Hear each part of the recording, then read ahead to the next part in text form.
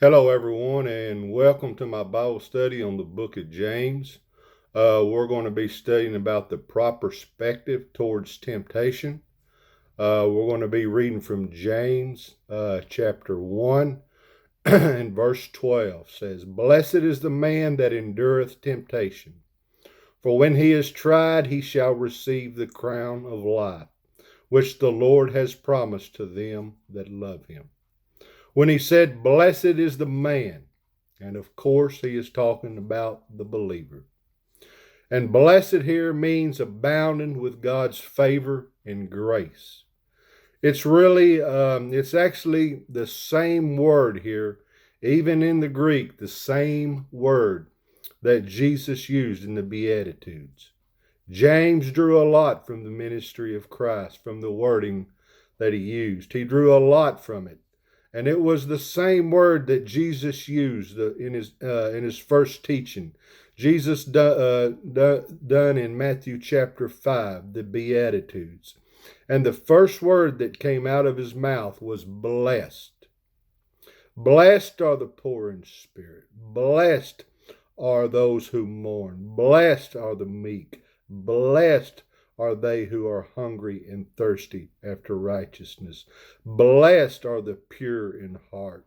Blessed are the peacemakers. And blessed are the persecuted. Blessed, blessed. And James said here, he used the same terminology. Blessed is that man that endures temptation. You're abounding with God's favor. And he says this, it's all about enduring. Blessed is the man that endures. That word endurance is so important. It's the Greek word huparne, and it means to remain under, remaining under. It speaks of endurance. And in the Greek, it is what is referred to as a present active indicative, which the present tense there, what it speaks of, something, an action that is continual or habitual, happens over and over and over and over again.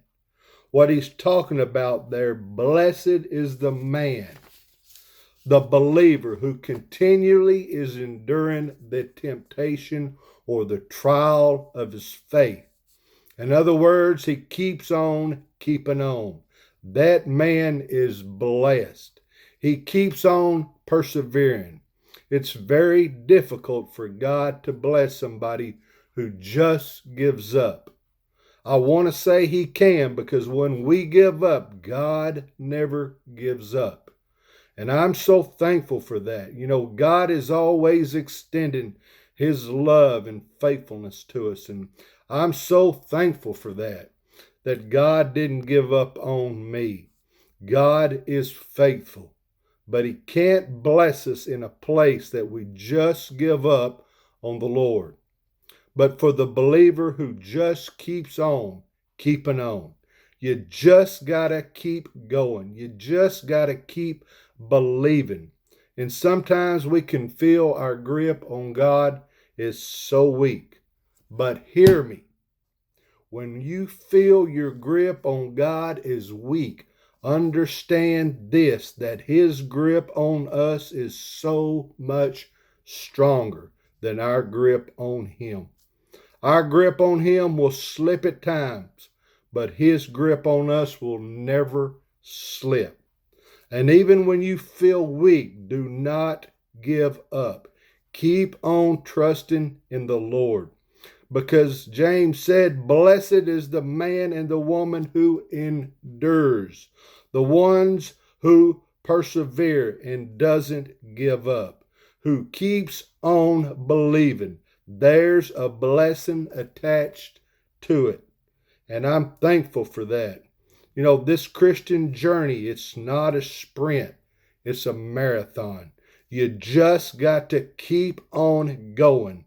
You got to keep going on. And blessed is the man that endures temptation. Amen. And James said, blessed is the man that endures temptation. Now, temptation can either refer to testing or temptation. And again, that word temptation in the Greek is that word peirasmos. And again, that one Greek word can be used for something Satan is trying to do, and that is to destroy our faith. And the same Greek word can be used for something that God is trying to do, and that's the testing of our faith. Satan tempts and God tests. So it can refer to one or the other. So it can be translated, blessed is the man who endures testing. It could be applied to both. So then James says this, so when he has been tried, and that is definitely speaking of the trying of our faith.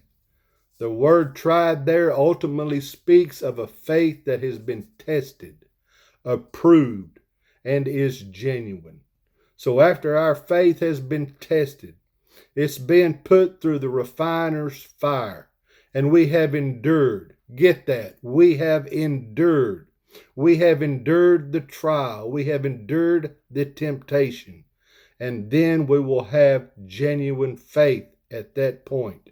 And when we have genuine faith now, but there is always a need for greater purification of our faith. And he said, for when he is tried, then he shall receive the crown of life to those who love him. The crown of life is an awesome statement James made. That word crown is a Stephanos crown. In Revelations chapter 4 and 5, the 24 elders have a crown that they lay at the feet of God. But that crown on their head, that's very possible that you and I will have a literal crown. It's a Stephanos crown.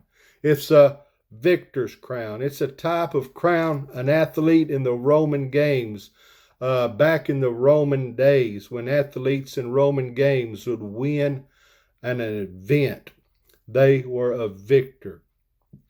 Now, the diadem crown is a ruler's crown, like a king, and that's what Jesus wears. But you and I will wear a Stephanos crown, and it's a crown of life. And our victory comes through Christ. Amen. Our victory, all of our victory, it all comes through Christ. And then James said, to them that love him. When he said to them that love him, that inherently implies faith. That we believe in him.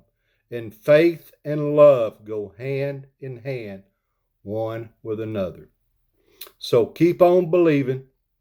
Keep on keeping on by faith. And that concludes my lesson on James chapter 1 and verse 12. God bless.